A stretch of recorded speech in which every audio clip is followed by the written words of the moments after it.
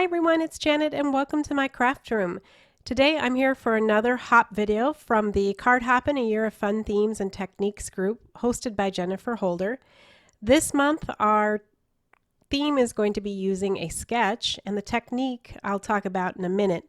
But right now I want to show you the sketch that I've chosen. This is from Mary at Cards TV, and you can see that this particular sketch is at cardstv.blogspot.com.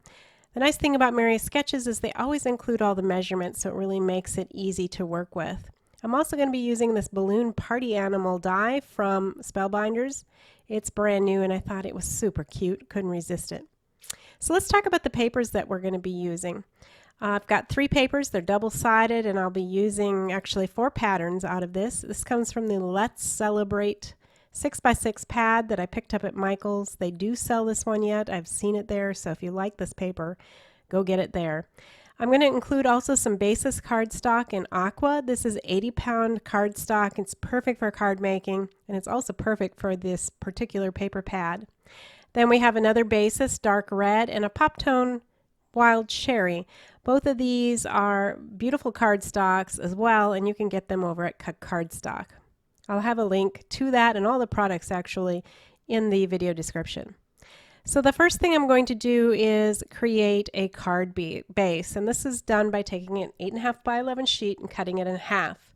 When this is folded, then you're going to end up with an A2 size card that measures 4 1/4 across by 5.5 inches tall. That is the standard A2 card size, and it's very convenient that you can get 2 of them out of one 8.5 by 11 piece of cardstock without any waste. So you can see that once I scored this, I folded it over, and it's ready for my card front once I get there. Looking at my sketch, I'm going to need 2 rectangles for mats also, and these are going to be 1 1/4 by 3 1/4. These are the mats that are going to be kind of the focal point for the pattern paper in the center of the card. And I'll show you in a sec where those go when I bring the sketch back. And you'll see that right here. These outer rectangles are the mats that I just cut. Now I'm going to cut a mat for the main card base. So that is going to be 4 inches by 5 1/4 inches. And one reason I picked this paper from the card pack to be the main pattern on the front of the card is because this is put at an angle, and I thought that would create nice interest with the other patterns that I picked. So that's going to be the main card base. Now we're going to do the 2 smaller rectangles in 2 separate paper patterns, and each of these are going to be 1 1/8 by 3 1/8. So there you can see I've got candles, which of course is great for a birthday. That again, 1 1/8, and then cutting that at 3 1/8, and this will go on top of one of those aqua rectangles we cut earlier. And then the second paper I'm going to use is this fun birthday hat paper. I'll repeat that again. It is 1 1/8 inches wide and 3 1/8 inches tall, and this will fit perfectly. There is one more pattern piece of paper I need to cut, and that is for this horizontal border, and it is 1 by 4 inches. And I'm going to use the back side of the candle paper, which is this pretty like confetti, white confetti on a red background. And so again, that is 1 by 4, real simple. And that's going to fit across the card horizontally, as I mentioned. All right, so here we have all the pieces. Now we just need to put them together. This is the great thing about a sketch, is that all you have to do is really kind of follow what the patterns say. And in the case of Mary's sketches and other sketches that choose to include the exact measurements, it really allows you to create something quickly without thinking too much. The hardest thing is picking your papers. And of course, that's kind of a fun difficulty, right? I can look at my papers forever trying to figure out what to use. However, I would recommend, if you have any concerns about picking papers that go together, just stick with your paper pads, because all of the pages will match. They're picked by color and pattern professionals, and they will make sure that whatever's in that pad will coordinate together. So you don't have to think about it. You don't have to wonder, gosh, does that red strip that I'm using actually match all these more pastel colors? Well, you can be assured that it does coordinate and match because it was in the included paper pack. Just takes all that guesswork out. Love that when you're in a hurry or you just don't have confidence. which I often do not. I love bright colors, and I'm not really that good sometimes at choosing which ones go together, so I appreciate the help of a paper pack on a fairly regular basis, actually. I mean, why not use their expert assistance and help? That's what they've gotten their degrees in, that's what they do for a living, so I say go with that. All right, so I've gotten everything mounted here, and the balloon is going to fit on top. Now in the sketch, there's a circle, but you can do or alter the sketches as much as you want to. This is your card after all. The sketches are really just a way to get started, gives you a good foundation for making a card, but you can adjust it from there to fit your particular need or design. So in this case, I'm going to forego that circle. One of the reasons I'm doing that is because the little balloon dog is actually pretty much that same dimension, 2 by 2 or a little bit bigger actually.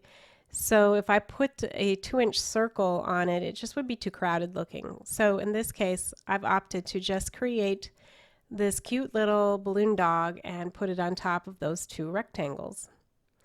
All right, so I'm going to start cutting the cardstock, and one way to do this, as shown in the packaging, which I thought was a good idea, is to use 2 colors in the same color family, just one being dark and one being lighter of the same color.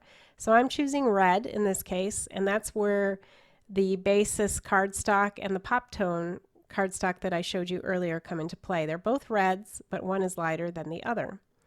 So the pieces that are free and are stacked on top of the base are going to be the lighter colors, and as you saw before, I cut out the one single piece out of the darker cardstock, and this way we'll get 2 contrasting colors. It will automatically create like a shade or a shadow, and without even adding very much for foam tape and dimensional assistance, it's going to look fairly 3D. So as you can see, here is the packaging suggestions, which was kind of in 2 pinks, and in this case again I've picked 2 reds.